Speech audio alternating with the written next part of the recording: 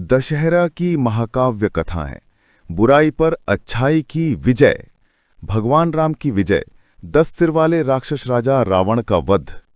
प्राचीन भारत की कालजयी इतिहास में जहां देवता मनुष्यों के बीच विचरण करते थे और धर्म अधर्म से टकराता था, वहां एक ऐसी महाकाव्य गाथा उभरी जो युगों युगों तक गूंजती रही, रामायण। बहुत पहले अयोध्या के वैभवशाली राज्य में बुद्धिमान और न्यायप्रिय राजा दशरथ शासन करते थे। उनके ज्येष्ठ पुत्र राम गुणों के प्रतीक थे, अद्वितीय शौर्य, बुद्धि और भक्ति के धनी राजकुमार। भगवान विष्णु के अवतार के रूप में जन्मे राम की नियति ब्रह्मांडीय न्याय की धागों से बुनी गई थी, जिसका उद्देश्य अराजकता से भरे संसार में संतुलन स्थापित करना था। राम का जीवन एक भाग्यपूर्ण मोड़ पर पहुंचा जब उनकी सौतेली मां कैकेयी ईर्ष्या और भूले हुए वरदान से प्रभावित होकर मांग की कि राम को 14 वर्षों के लिए घने जंगलों में निर्वासित किया जाए, जबकि उनका अपना पुत्र भरत सिंहासन पर बैठे। पिता के वचन का पालन करते हुए अटूट पुत्र भक्ति से राम अयोध्या से प्रस्थान कर गए। उनके साथ उनकी समर्पित पत्नी सीता, जो स्वयं पृथ्वी माता की पुत्री थीं, और उनके वफादार भाई लक्ष्मण। वे जंगलों में भटकते रहे, ऋषियों से मित्रता करते और छोटे राक्षसों का संहार करते जो आश्रमों को त्रस्त करते थे। लेकिन भाग्य की क्रूर चाल सबसे अधिक छायादार पंचवटी में खेली गई। वहां स्वर्णिम नगर लंका के राक्षस राजा रावण ने देवताओं के प्रति जलती हुई दुश्मनी पाली थी।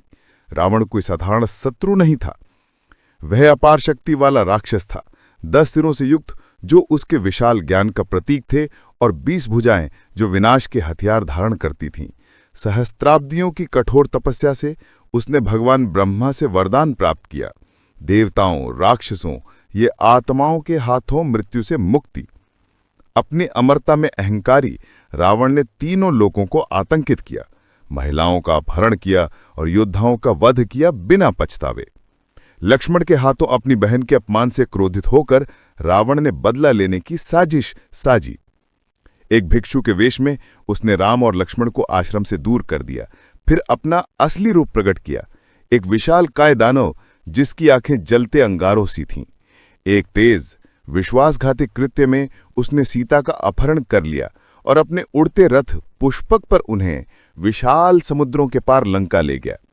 सीता की चीखें आकाश को भेदती रहीं, लेकिन उन्होंने राम के लिए संकेत के रूप में अपने आभूषण गिरा दिए। व्याकुल परंतु दृढ़ राम ने अपनी प्रियतमा को मुक्त करने की खोज आरंभ की। उन्होंने वानर राजा सुग्रीव और उनके शक्तिशाली सेनापति हनुमान वायुदेव के समर्पित पुत्र से गठबंधन किया।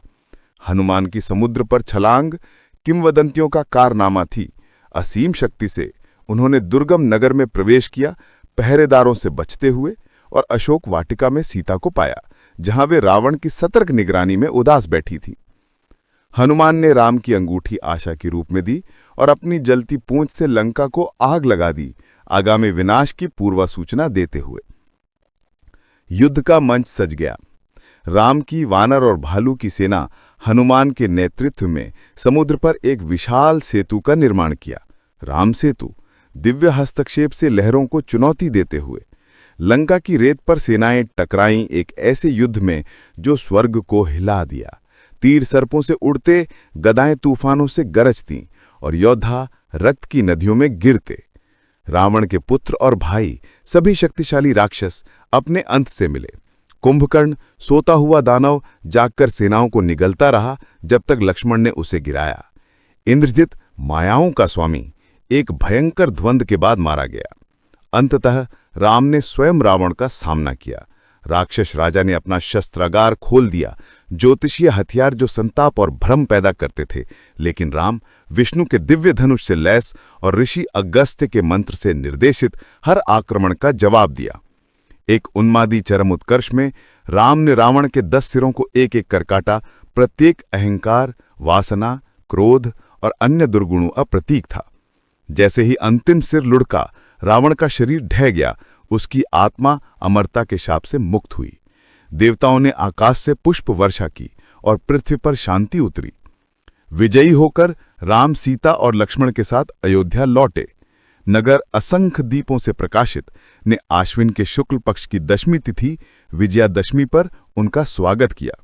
न्याय पर अत्याचार की यह विजय, अच्छाई पर बुराई की दशहरे का शाश्वत असत बन गई। भारत भर में रावण के पुतलों को आतिशबाजियों के बीच जलाया जाता है, आंतरिक दानवों के विनाश और धर्म की विजय का प्रतीक। इस प्रकार राम की गाथा पीढ़ियों को सत्य का साथ देने की प्रेरणा देती है, चाहे कितनी भी असंभव बाधाएं क्यों ना हों। देवी दुर्गा की भयंकर लड़ाई, भैंसे दानव महिषासुर का संहार। आदिकाल में जब ब्रह्मांड सृष्टि और विनाश के कगार पर संतुलित था, देवता, स्वर्गीय देवगण एक अभूतपूर्व संकट से जूझ रहे थे।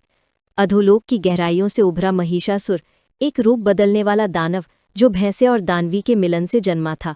सहस्त्राब्दियों की कठोर तपस्या के बाद भगवान ब्रह्मा से वरदान प्राप्त कर महिषासुर किसी भी पुरुष, देव, मनुष्य या पशु के हाथों अजेय था।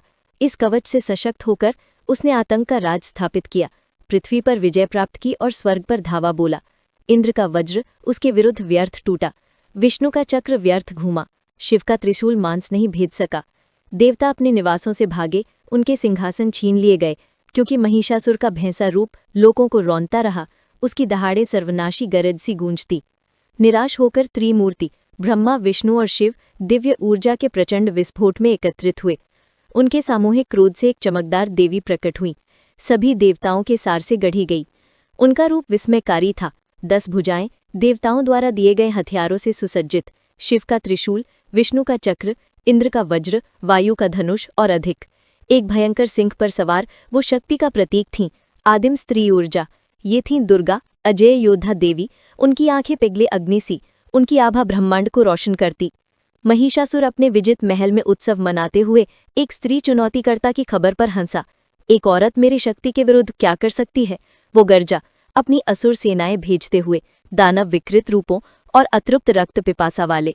युद्ध हिमालय के पवित्र मैदानों पर आरंभ हुआ, जहां पर्वत कांपे और नदियां उल्टी बहने लगी। 9 कष्टदायक दिन और रात नवरात्रि के लिए संघर्ष बिना रुके चला। पहले दिन दुर्गा ने दानव दलों का सामना किया, उनका सिंह दहाड़ता रहा, जबकि वो अपनी तलवार घुमाती हजारों को काटती। रक्त ने पृथ्वी को लाल कीचड़ में बदल दिया। महिषासुर के सेनापति चंड और मुंड, भयंकर और चालाक, गदाओं और भालों से धावा बोला। दुर्गा की तीसरी आंख जल उठी, काली को जन्म देते हुए समय और विनाश की काली देवी, जो जिह्वाओं और खोपड़ियों के उन्माद में उन दोनों को निगल गई।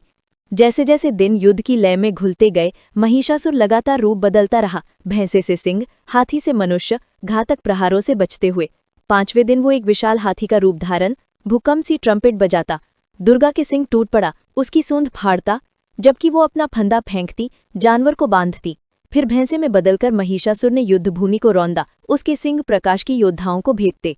देवी अविचलित अपने दिव्य अमृत के प्याले से पीती रहीं, उनकी हंसी विनाश की घंटियों से गूंजती। 9वें दिन जैसे ही थकान ने दानव को जकड़ लिया, दुर्गा ने उसे घेर लिया। महिषासुर अपने असली भैंसा रूप में धावा बोला, सिंह भागे के भालों से नीचे झुके। सुंदर उग्रता से दुर्गा उसकी पीठ पर कूदी, अपना त्रिशूल उसकी गर्दन में घोंपा।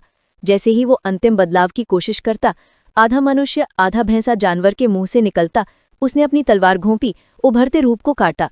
दानव की जीवन शक्ति क्षीण हुई, उसकी आंखें अविश्वास से फैलीं, क्योंकि वरदान स्त्री दिव्यता के विरुद्ध विफल रहा। स्वर्ग ने 10वें दिन विजयदशमी पर जश्न मनाया। देवताओं ने अपने सिंहासन पुनः प्राप्त किए और ब्रह्मांड पर शांति छा गई। दुर्गा की विजय अहंकार और अत्याचार की आंतरिक शक्ति और भक्ति से शाश्वत पराजय का प्रतीक बनी। पूर्वी इंडिया में उनकी मूर्तियों को जुलूसों के बीच नदियों में विसर्जित किया जाता है, बुराई के संहार के बाद दिव्य निवास लौटने का सम्मान।